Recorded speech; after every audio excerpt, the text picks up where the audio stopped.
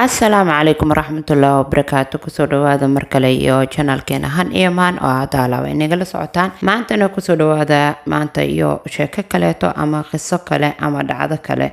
Dhacdadani waxa ay ka dhacday dalka Sweden, gaar ahaan magaalo lagu magacaabo Vänersborg. Waxayna ku socotaa dhacdadani laba qof oo isqaba oo lagu kala magacaabo Carina Negwe iyo waliba ninkeeda oo lagu magacaabo Kelvin Osage. Carina waxa ay jirtaa 27 sano waxayna u dhalatay dalkaasi Cameroon. Sidoo kaleetana Kelvin waxa uu jiraa 42 sano wuxuuna u dhashay wadanka Nigeria. Marka hore aynu barano waa qofma ama shakhsiyadda Carina. Carina waxa ay ku dhalatay wadankaasi Cameroon, waxa ayna la kortay walaalkeed iyo hooyadeed. Walaasheed waxa ay ku nooshahay wadanka Dubai, balse waxa ka dhaxay xiriir aad u wanaagsan ama xiriir dhow.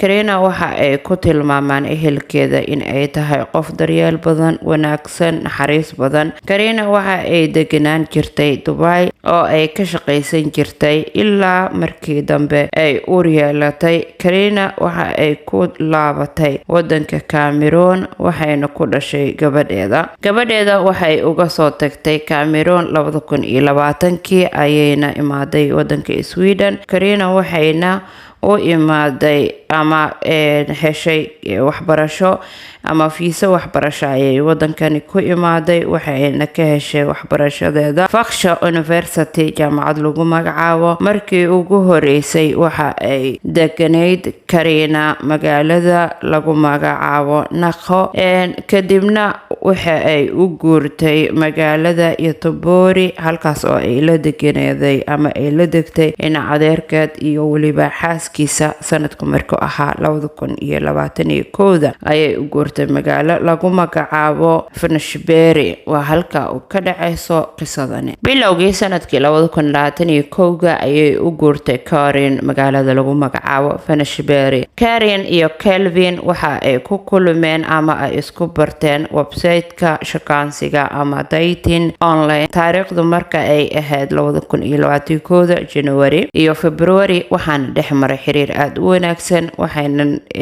waxayna si dhaqsi ah ku abuureen jacayl aad u fara badan ilaa markii dambe go'aan ku gaareen. waxayna si dhaqsi ah go'aan ugu gaareen ama go'aansadeen in ay isguursadaan Kelvin iyo Karin. Kelvin wuxuu u dhashay si aan hore idinkugu soo sheegnay wadankaasi Nigeria, wuxuuna deganaa magaalada lagu magacaabo Vänersborg. Kelvin hore ayuu u soo guursaday wuxuuna haystay 2 caruur ah oo kala ah 3 sano jir iyo waliba 5 jir. Kelvin waxa uu la hadlay Karin hooyadeed waxayna weydiisteen ogolaasho in ay isguursadaan. Karin hooyadeedna waa ay ogolaatay. Karin iyo Kelvin waa ay isguursadeen waxayna isguursadeen taariikhdu markay ahayd Maarso 2021 waxayna isku guursadeen si waafaqsan dhaqanka Cameroon ama wadankaasi Cameroon.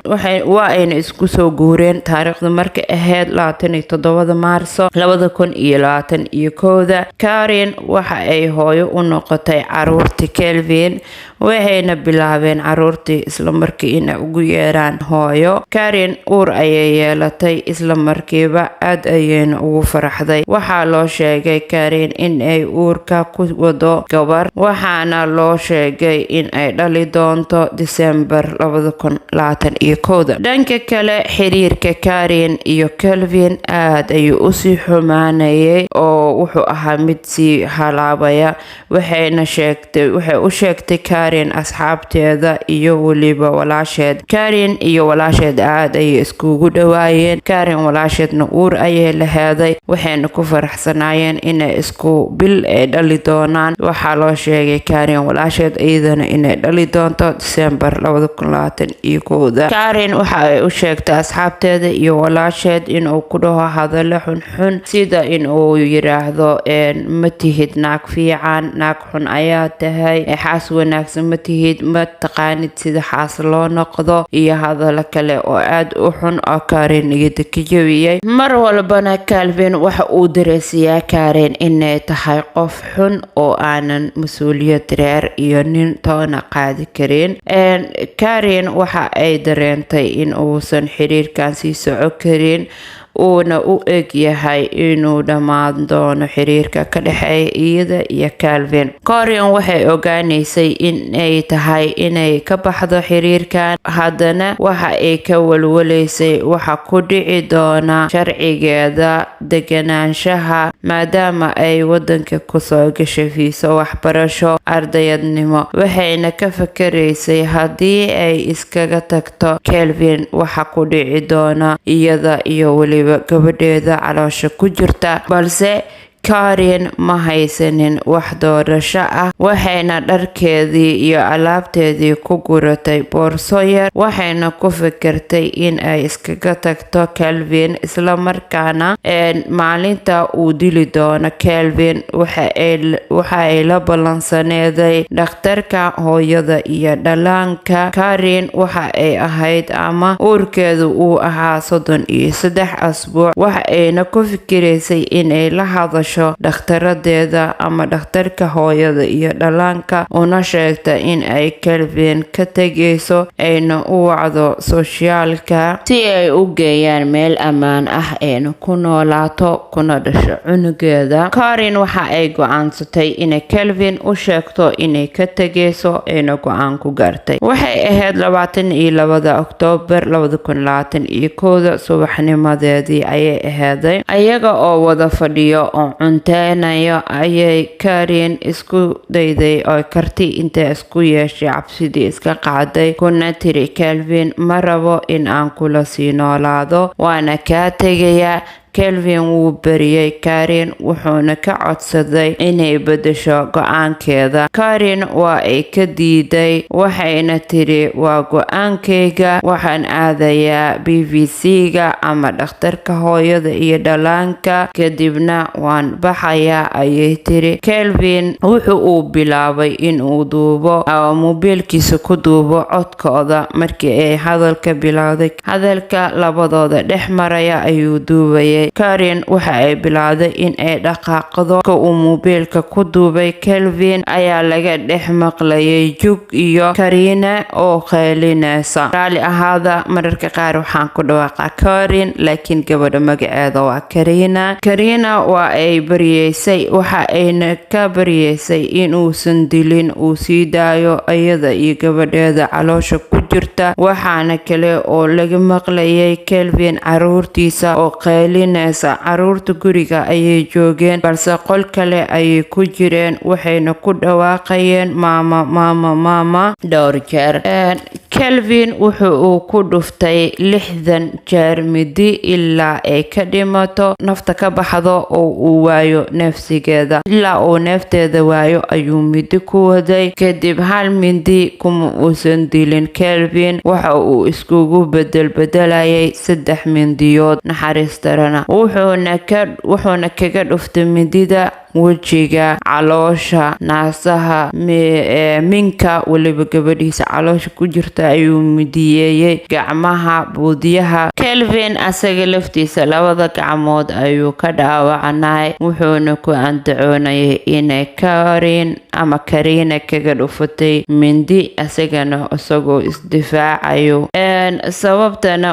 sababtaasna uu u dilay. Karina markii uu ka waayay neef iyo dhawaaq, Calvin waa uu baxay, wuxuuna u galay caruurtiisa qolka ay joogeen isaga oo wada dhiig ah, wuxuuna u soo ximbaaray banaanka asaga oo indhaha gacanta uga hayo oo ka qarinayo waxa meesha ka dhacay, wuxuuna u soo ximbaaray banaanka. Calvin Corinne meedkeedii ayuu dusha guriga kaga soo xiray oo uga soo tegay, wuxuuna wacay walaalkiisa, wuxuuna u sheegay wixii meesha ka dhacay oo dhan. Dhanka kaleeta Calvin waxa uu soo qaatay, wuxuu u tagay garaashka, waxaana qabanaysa kaamirada guryaha ku xiran asaga oo ciyaalkiisa mid u soo bixinayo.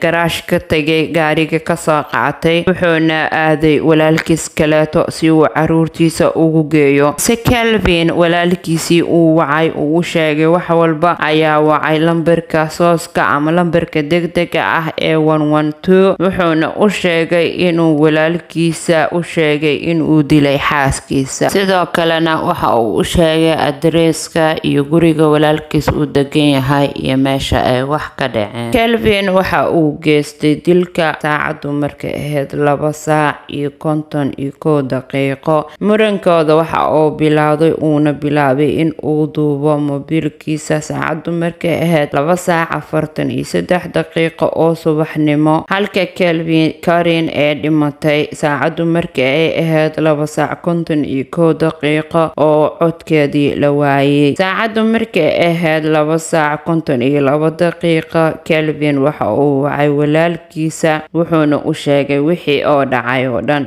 saacadu markay ahayd 3:35 waxaa duubtay kaamirada Kelvin iyo caruurtiisa oo sii baxayo oo garaashka ka qaadanaya gaariga. saacadu markay ahayd 10 subaxnimo iyo 6 Kelvin walaalkiisa ayaa wacay booliiska. ambalaastii iyo booliiskii waxa ay imaadeen ama waxay gudaha u galeen guriga 10:25 waqtigana waxa ay ku qaadatay inta ay albaabka soo jabinayeen. ambalaastii iyo booliiskii waxa ay gudaha u galeen gurigii markay ay albaabka soo jabiyeen kadib waxa ayna ka heleen Karen meydkeeda qolka jiifka dhulka iyada oo taala. Karina meyd ayay aheeday, sida oo kale cunuga caloosheeda ku dhex jirana meyd ayuu ahaa. dhanka kale Kelvin waxa uu wacay walaalkiisa kale inta uu wadada sii socday wuxuuna u sheegay waxa dhacay iyo in uu caruurtiisa u soo wado. Kelvin wuxuu caruurtiisa u geeyay walaalkiisa asaga la dhashay, kadibna booliiska ayuu isku dhiibay wuxuuna u sheegay wixii uu dhacay oo dhan. sidoo kale booliiska waxa ay heleen mobilka Kelvin iyo wax walba oo cod ah oo meeshaas ku duubnay. Kelvin waxaa lagu xukumay xabsi daa'in iyo in wadanka laga saaro, waxaana lagu xukumay dilka Karina iyo weliba xadgudubka caruurta uu hortooda dilka ku geystay. Kelvin waxa uu ku andacoonayay caruurta in ay ku jireen uu qol ku soo xiray, balse caruurta wax walba waa ay maqlayeen ayagana waa ay qeylinayeen. sidaas darteeda Kelvin waxaa lagu xukumay xabsi daa'in iyo in wadanka laga masaafiriyo. asxaabteena sheekadeena maanta halkaas ayaanu kusoo gabagabeyneynaa. please haddaan hore noogu saarin subscribe noo saar channelkeena, ka mid noqo asxaabteena, noona shaar garay. aad iyo aad u mahadsantihiin. waa inoo mar kaleeto iyo qiso kaleeto haddii aad u baahan tahay ama aad ka hesho qisadeena, please subscribe noo saar, nala joog si aad u daawatid ama si aad ula socotid qisooyin fara badan aan soo gudbi doono. aad iyo aad u mahadsantihiin mar kaleeto.